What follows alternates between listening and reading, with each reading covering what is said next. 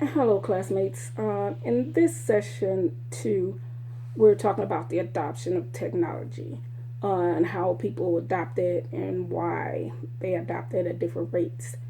I believe that technology is adopted at different rates because of uh, several factors, such as, I guess, your level of intelligence or the need for the use, for the technology, and the ability or the access to the technology, and also the financial uh, ability to pay for or afford the technology. Um, in my family, I chose my youngest son because we live together and I get to see him use technology every day. He is more of an early innovator. He looks for different technology and different ways to use it in his life because he's a gamer, extreme gamer. He finds different ways to use technology to make his life easier. For example, he uses his Xbox Live to not only stream movies with the streaming device called Kodi, but he also uses it to for internet for the Facebook Live, and he also uses it for when he's job hunting. Also, you could use Facebook. I'm sorry, the Xbox for other things besides just gaming. Because I thought it was just for gaming, but he uses it for a lot of things. You can also use it as a Skype interface when you have job interviews out of town. Um, I put him in that category because, like I said, he's one of the what they call millennials. That although he doesn't have as much money to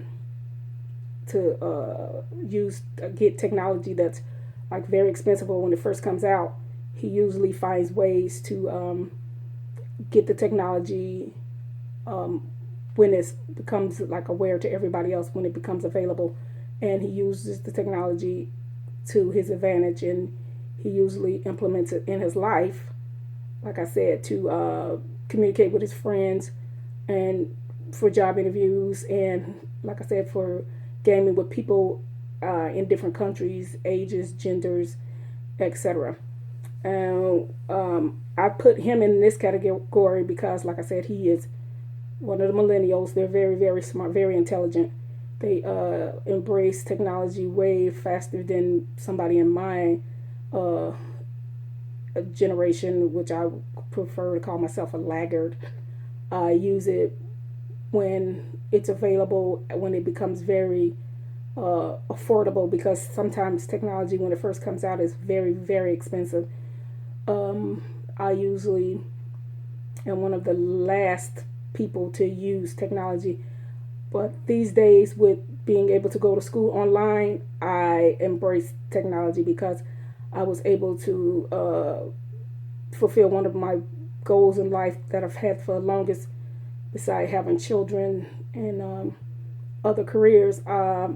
Finishing school was one of my priorities, and because of technology, I'm able to attend school online and meet with people from all over the world, people in Colorado, people in Illinois, people in Texas, and all other states. And that's due to technology, because without it, I would not be able to go to school because I work full time, sometimes two jobs, and I will never be able to be go to school and do that.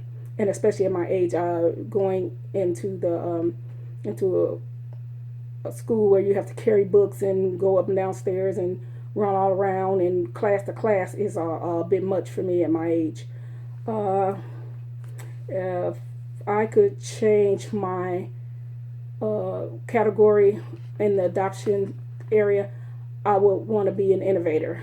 Um, I choose to use technology now, especially going into the field of communication.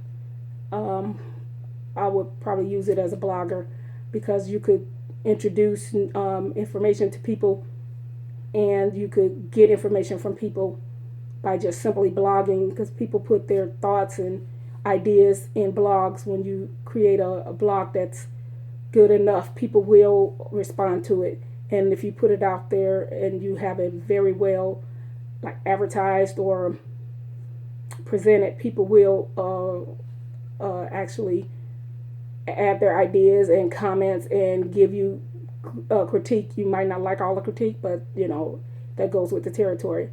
Like I said, I am truly a laggard when it comes to technology, but because of my need to want to finish school, I have become I'm becoming more of an innovator, and that's the early innovators, as opposed to the late innovators. Like I said, my son, who is an early innovator, he like I said, he researches online to find out about new technology, not only for gaming purposes but also for job searches and different types of um, movie streaming and things like that, which that is what he uses it for.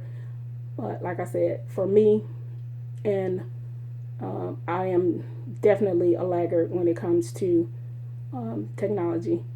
And with this class, I'm learning to embrace technology, and I'm learning to find out about the different misconceptions of technology.